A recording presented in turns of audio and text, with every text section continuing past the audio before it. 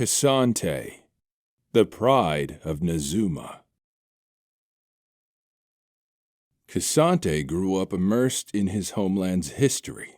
At dinner, his father told tales of their ancestors, who used bravery and strength to resist the tyranny of the Ascended. His mother recounted the fearsome beasts these Nazuman founders slayed as they traversed south through Shurima, eventually discovering an area rich in the rarest of desert treasures, roaring waterfalls, forested cliffs, and plentiful fauna. Far from the reach of the prideful Ascended, this was where the Free Republic of Nazumah laid its roots. K'Sante absorbed every word, vowing to become Nazumah's greatest warrior hunter, one who could live up to the heroes from these stories and lead his people for generations to come.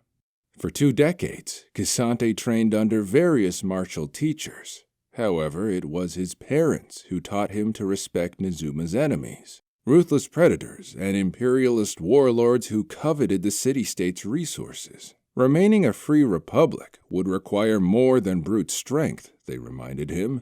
During his training, K'Sante studied with Nazuman scholars, learning how the materials reaped from formidable marks were used to craft advanced weaponry and infrastructure that enabled their homeland to thrive for 5 centuries.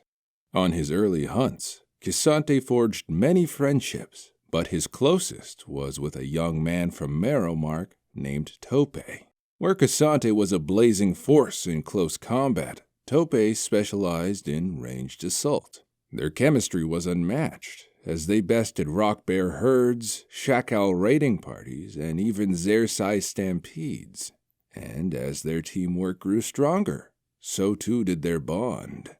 One starlit evening, K'Sante confessed to Tope, admitting his feelings went beyond camaraderie. When he learned that Tope felt the same way, the two lovingly embraced and shared their first kiss. Together in that moment, under the stars, all seemed right.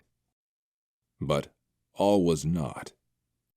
2 Ascended, Emperor Azir and Magus Zerath, ravaged the continent in a war for dominance over Shurima, both deploying monstrous abominations among their forces. Nazuman scouts soon sighted one such creature, a colossal predator shaped like a lion and a cobra that had wandered astray and was now terrorizing the nearby savannah. When the city-state's leaders asked who could quell the beast, K'Sante and Tope pledged their might. On their first attempt, the beast deflected their every attack with powers neither man had seen before. They discovered that its armor, stretching from head to tail, regenerated from non-lethal blows. The men failed to draw blood and were forced to flee from the Cobra Lion's lair with empty hands, leaving it to run wild. And so they tried again and again. K'Sante's frustration burned. To become Nazumah's greatest, he had to slay this beast. Nothing else mattered. He trained dawn to dusk, convinced Tope would understand. Tope, meanwhile, studied the beast. He presented K'Sante with strategies, watching his partner nod along in between assaults on their countless practice dummies. Quietly, Tope questioned if the 2 of them were strong enough. Their biggest success was an encounter where they managed to claim a piece of the Cobra Lion's armor. Tope hailed this as progress and thought if they sought more help, they could make even more headway. But K'Sante seethed. He'd begun to see the Cobra Lion as his undertaking alone, and anything short of slaying the beast was a failure. The heroes he idolized when growing up never failed in battle, so K'Sante couldn't either, especially not by accepting more support in what had become his battle to prove himself. He'd tried Tope's ideas, which weren't working, and now Tope believed they weren't strong enough. K'Sante wouldn't accept it. He began to wonder if Tope was holding him back, and soon dismissed Tope's strategies as futile. Hurt, Tope insisted that tactless training was no better. K'Sante's once admirable determination had turned into a self-serving, single-minded drive.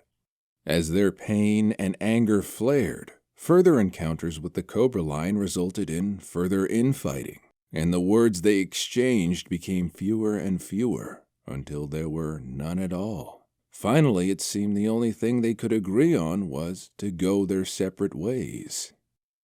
Over the next year, K'Sante kept training, stubborn and alone. His progress was measurable, but progress wasn't victory. He eventually had the crushing realization that strength alone could not fell the creature.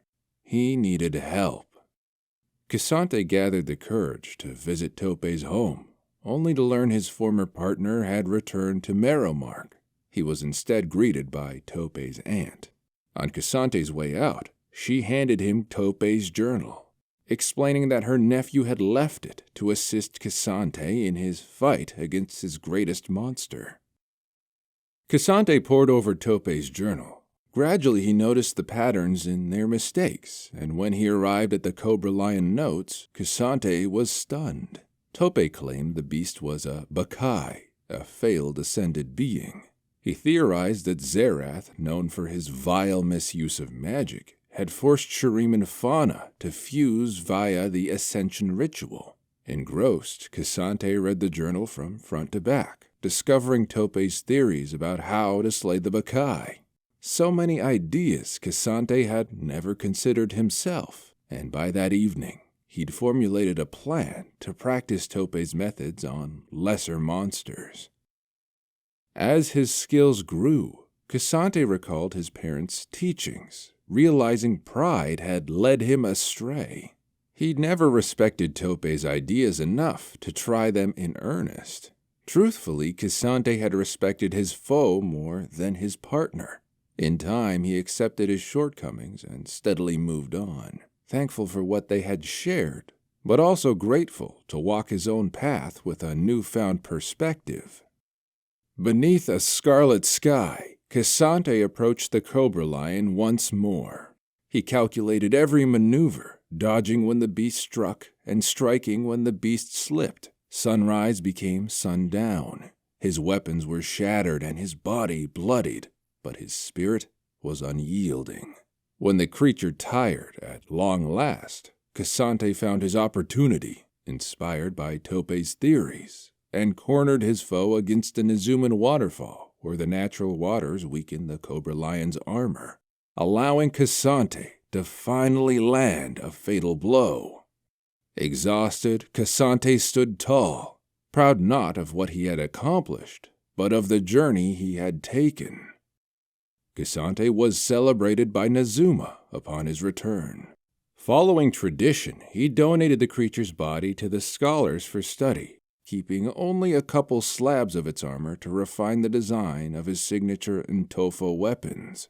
They were now engineered to retain the armor's regenerative properties so that when their heavy outer layer shattered, K'Sante could still wield them as sharp blades until they reformed. For a finishing detail, he carved onto each Ntofo something Topei had drawn within his journal, a symbol representing the Cobra Lion.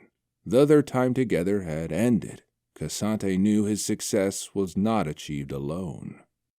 Today, K'Sante is hailed as the pride of Nazumah, but if he is ever to become its greatest leader, he's learned he must never again let ego cloud his judgment. His home's future, with the ascended threat looming, is uncertain. But K'Sante knows that should Azir or Zerath dare march southward, he stands ready to fight.